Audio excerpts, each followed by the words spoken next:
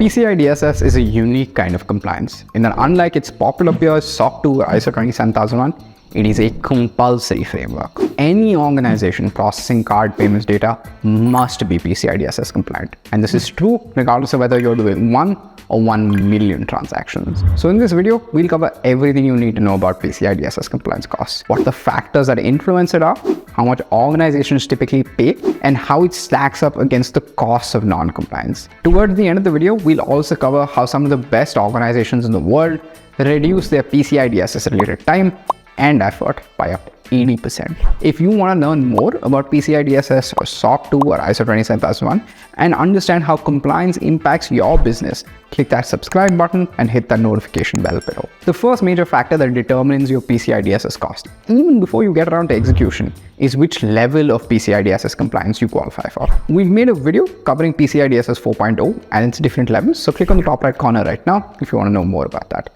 In a nutshell, level 1 companies are asked to follow the strictest PCI guidelines since they fall under the largest transaction volume category. Low volumes mean you fall into one of the other categories, 2, 3 or 4. This makes sense. A large company that processes millions of transactions can't rely on basic cybersecurity practices. And a small company that has a handful of transactions shouldn't have to break the bank to be compliant. So, which levels of PCI DSS you qualify for will determine the steps you'll have to follow and the costs that you'll incur. And when it comes time to get the process going, there's 3 buckets for which your costs will fall under: preparation costs, audit costs, and maintenance costs. Preparation involves everything you need to do to be in line with PCI DSS requirements. Preparation can be further divided into people, processes, and technology. People. Employee training is the first major factor. You can deploy the most secure technologies available, but it means nothing if your employees aren't well trained. Anybody that has access to cardholder data needs to understand the magnitude of the responsibility they hold, and you need to train them to recognize, respond, and report threats as needed. Policy development is second. You need to create policies for your employees based on the best practices and processes that you'd like them to follow, basis your organization's risk factor. These policies will often have to be built from scratch and they'll have to be tailored to your company's process. Vulnerability scanning is one of the most important aspects of PCI DSS compliance, and you will need quarterly vulnerability scans done by PCI SC approved scanning vendors. Pen testing is another way to gauge weaknesses in a system and is what most people commonly know of as ethical hacking. Under PCI DSS, pen testing needs to be an annual exercise. Technology. Network security includes things like encryption, DDoS mitigation, unauthorized access detection, and firewalls. You will need all of them to be PCI secure.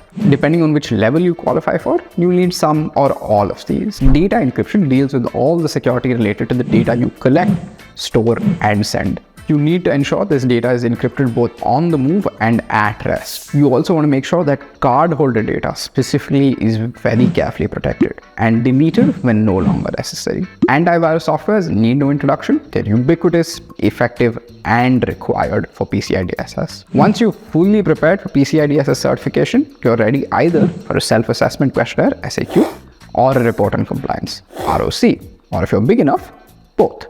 SAQ or self-assessment questionnaires are compulsory for all level 2 and below companies. They're self-reported and take you step by step through each of PCI's controls. ROC or report of compliance are compulsory for level 1 companies, along with an attestation of compliance or AOC, both of which have to be conducted by a qualified security assessor. Maintenance costs. Getting compliant isn't maybe the hardest bit, but staying compliant is. You will need to maintain everything that we've outlined above, and you should factor the costs for them into your compliance process. At this point, you're probably wondering if you can just avoid PCI DSS entirely. But like we mentioned, PCI DSS is mandated by card companies, and you will need to be compliant to do business with acquiring banks and customers. That is to say nothing about the actual costs of non-compliance. Say, for example, you ignored PCI DSS or you didn't implement it properly and suffered a data breach as a result.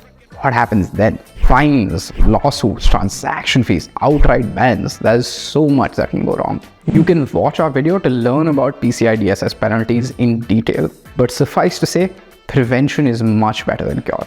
And it's much cheaper too. So, how do the smartest companies go about PCI DSS? Doing PCI DSS manually is extremely expensive, both in terms of price and effort. In pure dollar cost alone, PCI DSS certification for a medium to large organization could cost between $50,000 to $200,000, while a small to medium organization could incur between $5,000 to $50,000. And this price doesn't include invisible costs like human effort, product deprioritization, and missed deadlines due to changes in engineering bandwidth. Customers that use Sprinto to get PCI DSS compliant save up to 80% of their time and effort. And with continuous monitoring, they continue to stay PCI DSS compliant too. Learn how you can get PCI DSS compliant with compliance automation by visiting sprinto.com or by booking a demo with one of our PCI DSS experts using the link in the description below.